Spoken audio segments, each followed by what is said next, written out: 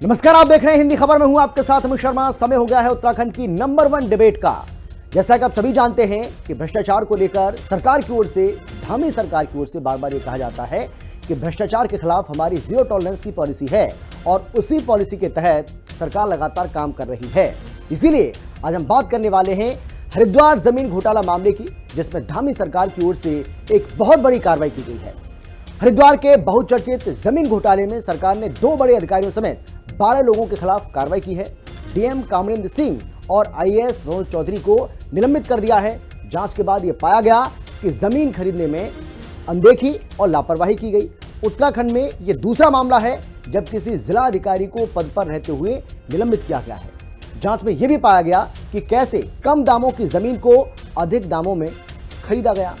इस मामले को लेकर सरकार को कांग्रेस लगातार घेर रही थी और कांग्रेस इसे एक बड़ा मुद्दा बनाने की कोशिश भी कर रही थी, लेकिन उसके पहले ही धामी सरकार के एक्शन ने कांग्रेस के मंसूबों पर पानी फेर दिया।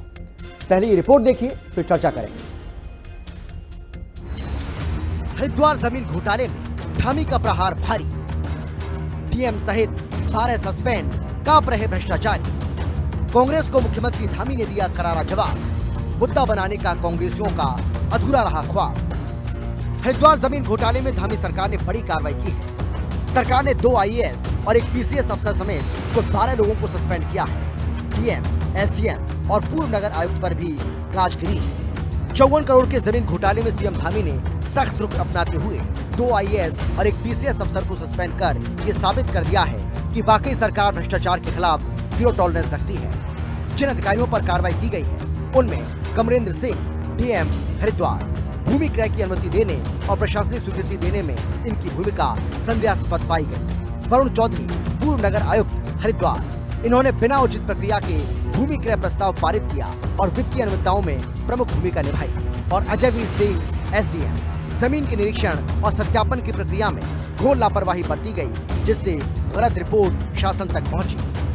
इन तीनों अधिकारियों को वर्तमान पद से हटाया गया और शासन स्तर पर आगे की विभागीय और दंडात्मक कार्रवाई शुरू कर दी गई है। इसके साथ ही निकिता बिष्ट, वरिष्ठ वित्त अधिकारी नगर निगम हरिद्वार, विक्की, वरिष्ठ व्यक्तिक सहायक राजेश कुमार, रजिस्ट्रार कानून को कमलदास, मुख्य प्रशासनिक अधिकारी तहसील हरिद्वार को भी जमीन घोटाले में संदिग्ध पाए जाने पर तुरंत प्रभाव से निलंबित किया है। इसके साथ ही धामी सरकार ने कांग्रेस के पास से एक मुद्दा छीन लिया है, जिसे कांग्रेस बड़े स्तर पर भुनाने की कोशिश कर रही थी। धामी सरकार अपनी भ्रष्टाचार के खिलाफ जीरो टॉलरेंस की नीति पर काम कर रही है और जैसे कि मुख्यमंत्री जी ने बार बार कहा है कि विकल्प रहित हमारा संकल्प है कि चाहे कोई किसी भी पद पे हो, किसी भी ओहदे पे हो और कितना रसूखदार क्यों न हो, अगर भ्रष्टाचार करते हुए वो पाया जाता है तो उसके खिलाफ सख्त कार्रवाई होगी। और आज उन्होंने अपनी इस बात को यहाँ पर सिद्ध किया है। ये कुछ कार्रवाई पहले भी छोटे कर्मचारियों को सस्पेंड किया गया और जो आज सस्पेंड हुए उनको कहीं बढ़िया पोस्टिंग भी दे दी गई थी एसडीएम साहब को। तो इसका मतलब कहीं ना कहीं नेताओं को प्लीज करने के लिए काम हुआ था और इसमें बड़े नेता और कुछ अधिकारी सम्मिलित थे। आज डीएम को सस्पेंड किया गया, नगर आयुक्त को सस्पेंड किया गया, एसडीएम को सस्पेंड किया गया, लेकिन इसमें अभी बहुत झोल है। डीएम को कार्मिक और सतर्कता विभाग के सचिव के संग अटैच किया गया। मुझे शंका है कि वहां बैठ के ब्रदरहुड का फायदा उठा के वो जांच को प्रभावित कर सकते हैं और शायद इसलिए किया गया कि कहीं डीएम बड़े अधिकारी और कर्मचारियों के नाम ना ले ले या नेताओं के नाम ना ले ले। तो ये है अधूरी कार्रवाई और ये जीरो टॉलरेंस की जो सरकार है उसकी कलई खोलता है। कहा जा रहा है कि उत्तराखंड में पहली बार ऐसा हुआ है जब सत्ता में बैठी सरकार ने अपने ही सिस्टम में बैठे शीर्ष अधिकारियों पर सीधा और कड़ा प्रहार किया है। अब इस पूरे मामले की जांच विजिलेंस विभाग को सौंपी गई है। धामी सरकार ने इस कार्रवाई से साबित कर दिया है कि वाकई सरकार की करप्शन के खिलाफ जीरो टॉलरेंस नीति है। कोई कितना भी बड़ा अधिकारी क्यों ना हो, अगर उसने कुछ गलत किया है तो छोड़ा नहीं जाएगा। वहीं इस कार्रवाई के जरिए सीएम धामी ने सरकार को घेर रही कांग्रेस के हाथ से भी एक अहम मुद्दा छीन लिया है। देहरादून से शुभांगी भट्ट, दीपिका भंडारी और अशोक कुमार के साथ ब्यूरो रिपोर्ट, हिंदी खबर।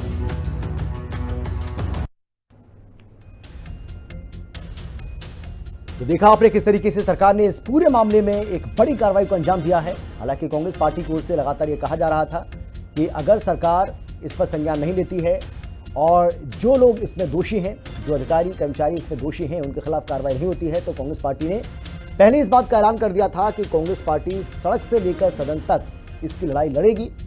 और कांग्रेस ने आज ये एक रैली करने और धरना देने का ऐलान भी किया था, लेकिन उसके पहले ही ये कार्रवाई की गई, जिसके बाद कांग्रेस के मंसूबों पर कहा जा रहा है कि पानी फिर गया।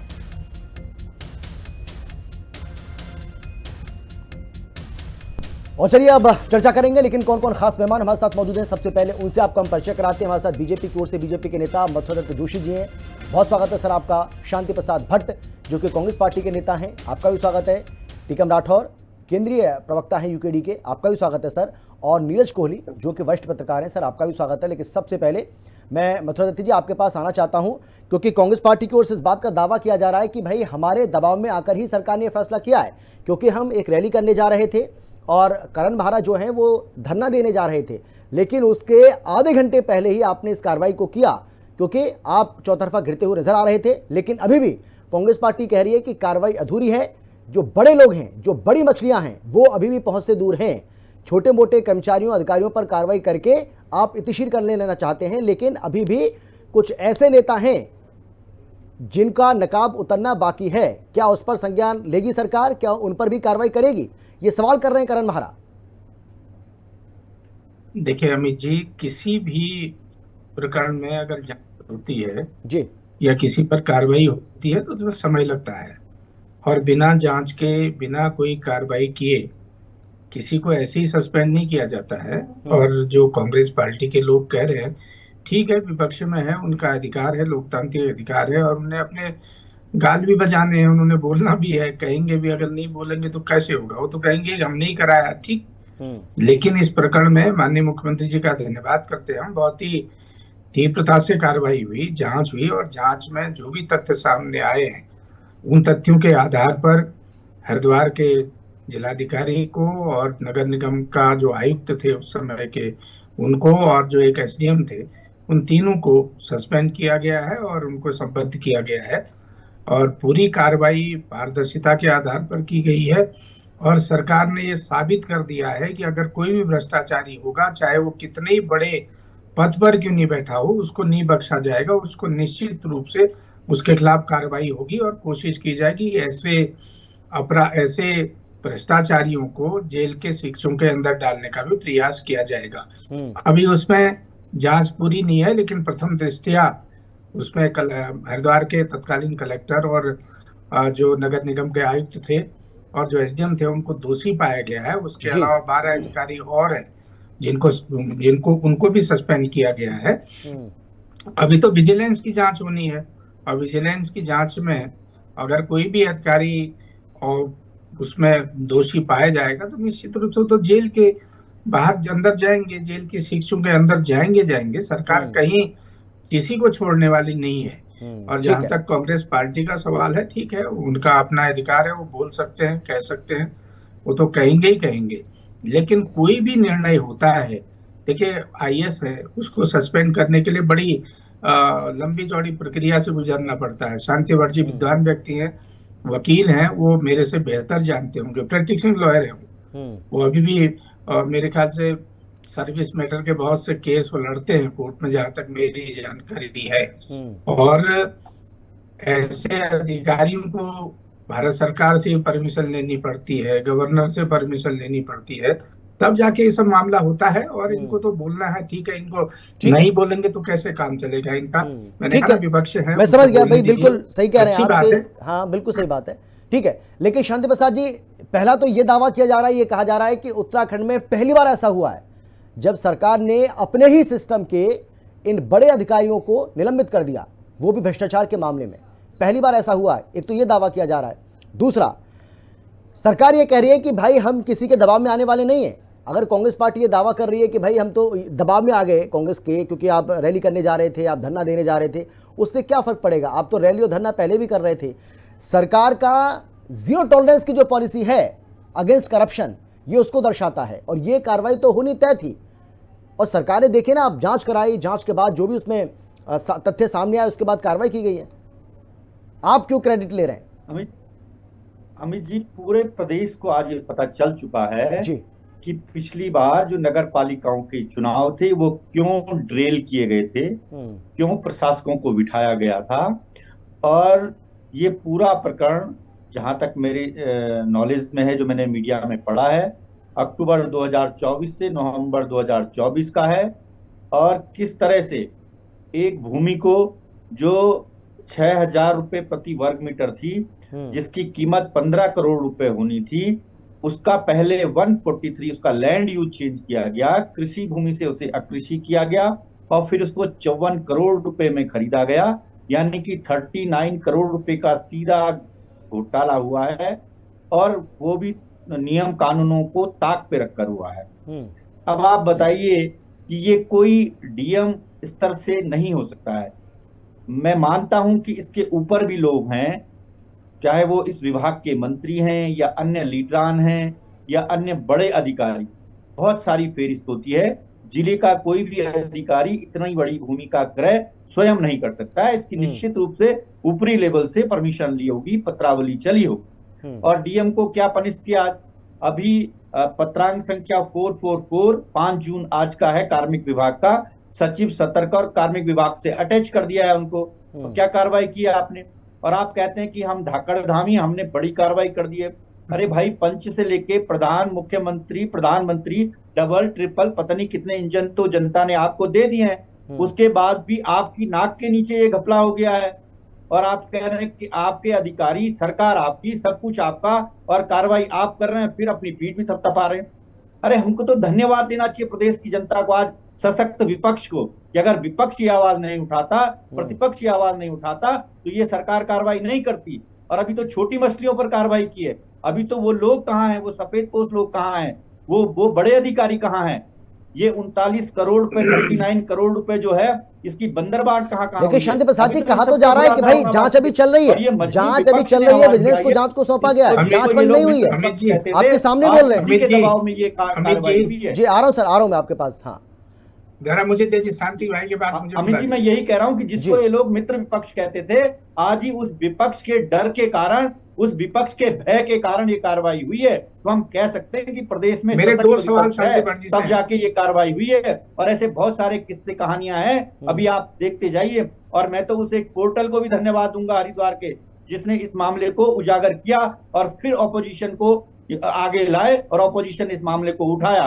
तो उस पोर्टल को भी धन्यवाद है, पत्रकारिता। लेकिन शांति प्रसाद जी, भी धन्यवाद है। शांति प्रसाद जी, एक बात बताइए भाई, आप ये देखिए कि अगर सरकार चाहती तो मामले को दबा भी सकती थी, लेकिन सरकार ने तो मामले को उजागर किया ना, जांच बिठा करके।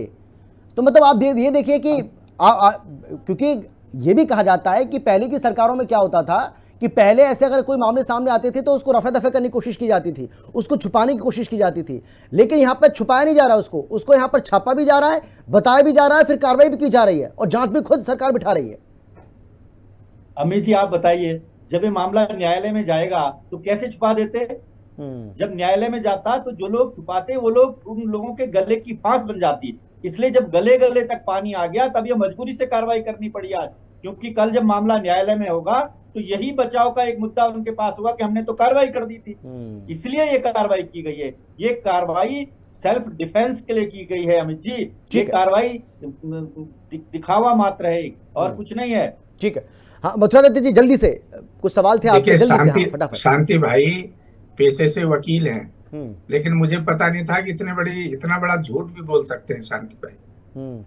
देखिए शांति भाई, थोड़ा सा सरकार के सिस्टम में, आप भी सरकार के सिस्टम में रहे हैं, आज भी आप सरकारी सिस्टम के बिल्कुल नजदीक है।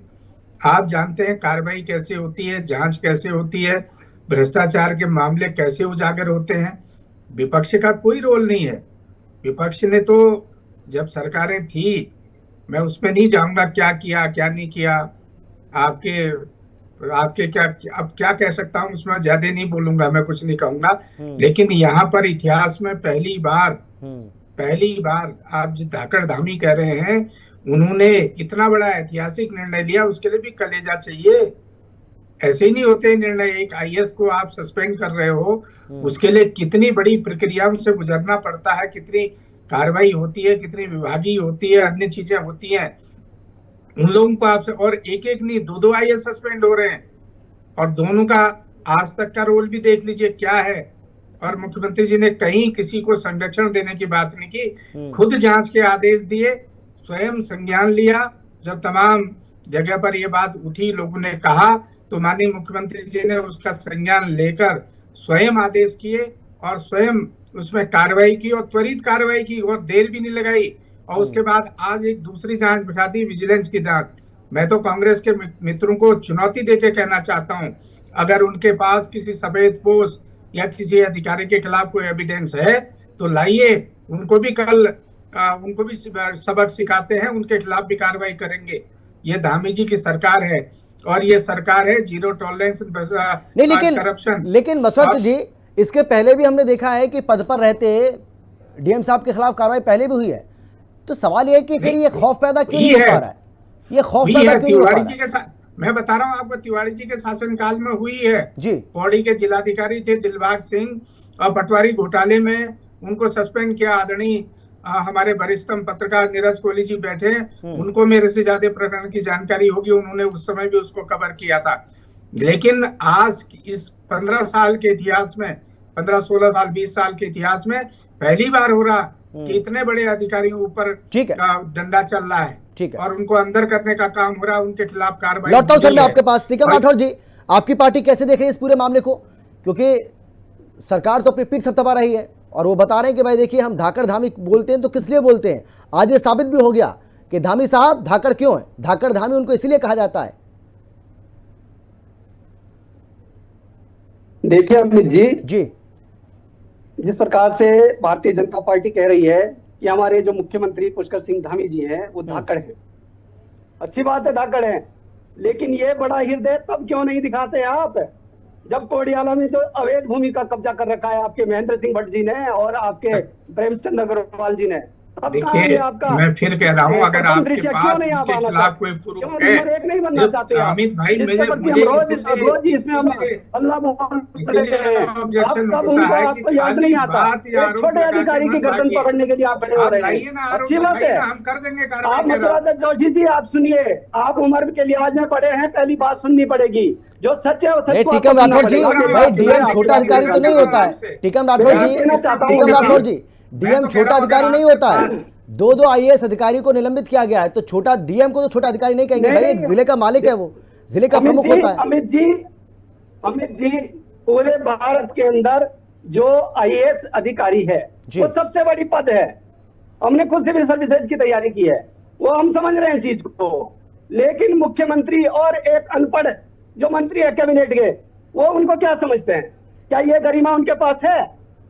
और हम ये कहना चाहते हैं कि यदि आपने इतना बड़ा हृदय दिखाना है और इतना जीरो टॉलरेंस का जो डंका पीट रहे हैं ना, आप जो ढिंडोरा पीट रहे हैं, तो पहले आपने अपने जो प्रदेश अध्यक्ष है महेंद्र भट्ट और जो इनके जो पार्टनर है प्रेमचंद अग्रवाल जी, कोडियाले में क्यों आपने कार्रवाई नहीं की? तब आप क्यों पीछे हट जाते हैं? नहीं, वो कह रहे हैं आप सबूत दीजिए, वो कह रहे हैं कि भाई आप सबूत दीजिए, कार्रवाई होगी। आप भाई आपके सामने बोल रहे हैं बच्चन जी, वो कह रहे हैं कि अगर आपके पास कोई सबूत है हमारे नेताओं के खिलाफ तो सबूत आप दीजिए, कार्रवाई होगी।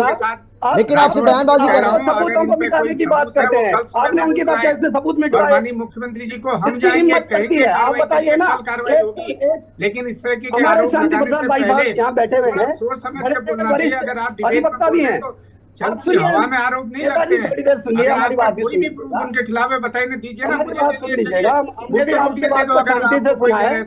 ये आप इस तरह की बातें करके क्यों डिबेट का टाइम खराब करते हैं?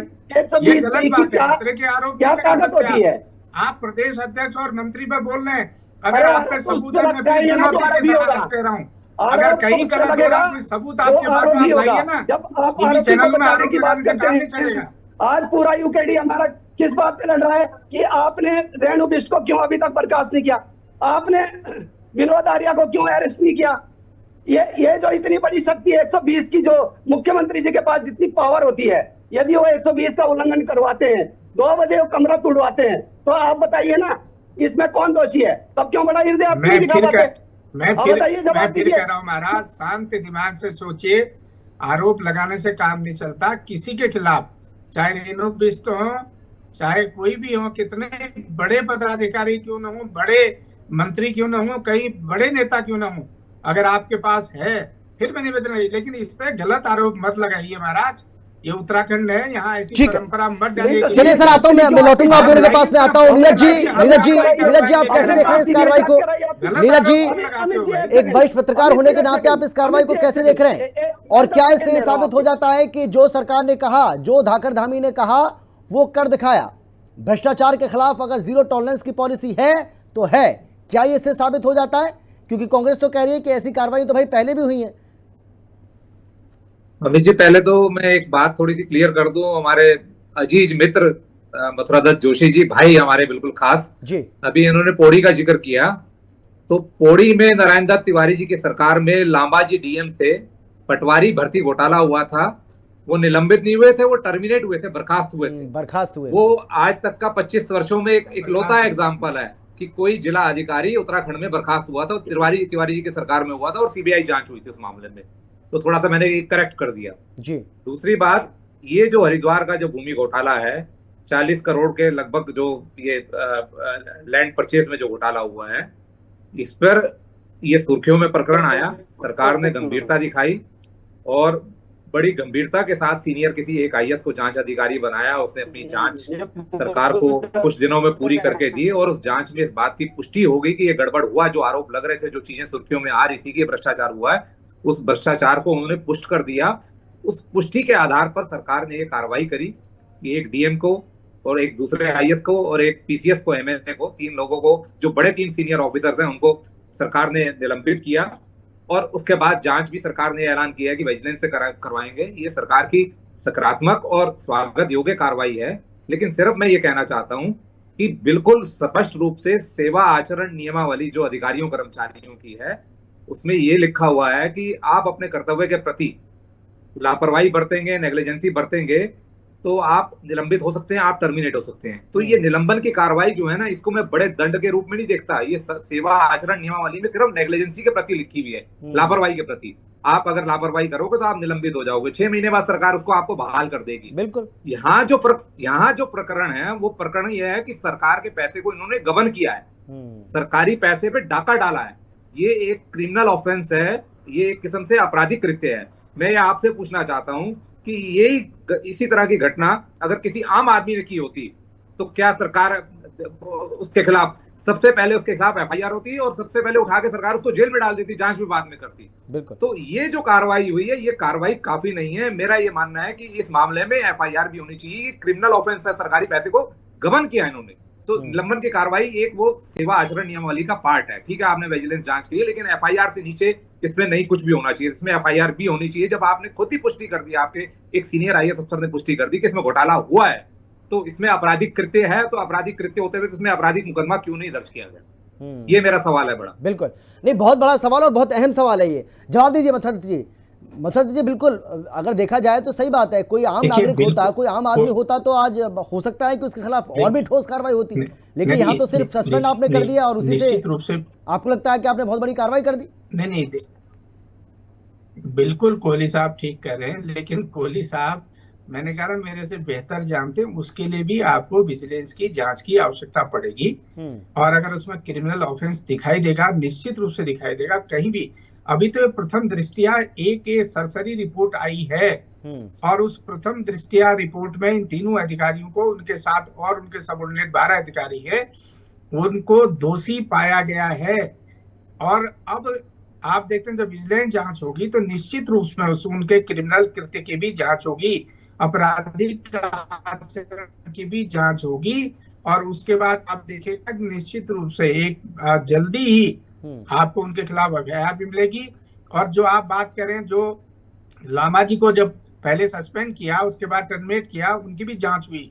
और संभवतः अगर ऐसा होगा, गंभीर और ज्यादा प्रकरण मामला होगा, तो निश्चित रूप से आपके हमारे आदरणीय मुख्यमंत्री जी इस केस को सीबीआई में भी ट्रांसफर करने से पीछे नहीं हटेंगे।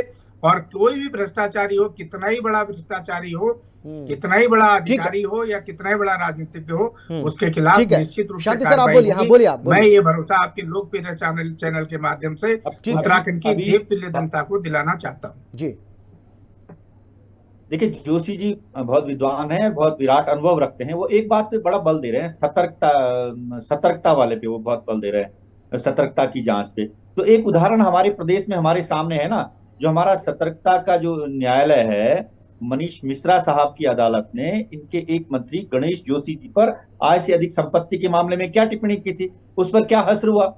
ये तो सीधा उदाहरण है ना, हमारे सामने, पूरे प्रदेश के सामने है। तो ये बात कहना कि हम सतर्कता से ये करेंगे वो करेंगे, ये खाली लीपापोती वाली बात है और कुछ नहीं है। और ये भी उस प्रदेश में जिस प्रदेश में लगातार सशक्त भू कानून की मांग उठी हो, और ये सरकार ने कहा हो कि हम सशक्त भू कानून लाए हैं, हमने अमेंडमेंट कर दिया है, हमने ये कर दिया है, वो कर दिया है। ये तो ठीक त्रिवेंद्र रावत वाली सरकार की कहानी हो गई, जब उन्होंने भू कानून में अमेंडमेंट करके 144 में अमेंडमेंट कर दिया था, खुली छूट दे दी थी जमीन की खरीद फरोख्त की। तो ये तो वही कहानी हो गई। ये सरकार भी वही कहानी दोहरा रही है, इसके अलावा कुछ नहीं कर रही है। और ये जो बड़ा घोटाला नाक के नीचे हुआ, ये सरकार को शर्मसार तो करती है, पूरे प्रदेश वासियों को भी आहत करती है कि सरकारी अधिकारी जल्दी से चाहता हूं 10 सेकंड का कमेंट और ले लूं मैं आखिरी। टिकम जी आप बोलिए, जल्दी से फटाफट। सरकार मजबूत कहां से? ठीक है सर, टिकम जी जल्दी से। टिकम जी आपको मेरी आवाज आ रही है क्या, सुन पा रहे हैं आप? संत प्रसाद भट्ट जी ने कहा, ये बच्चों के मामले, हाँ आवाज आ रही है, बोलिए जिस प्रकार से संत प्रसाद भट्ट जी ने कहा, ये एक जमीन नहीं है उत्तराखंड के अंदर, ये सैकड़ों जमीनें हैं। जिस प्रकार से इनके नेताओं ने उसको रिक्वायर किया है, अपने पर्सनल कब्जे डाले हुए हैं। तो ये हम यही तो कहना चाहते हैं, यदि वो धाकड़ धामी है तो पहले शुरुआत अपने घर से क्यों नहीं करते?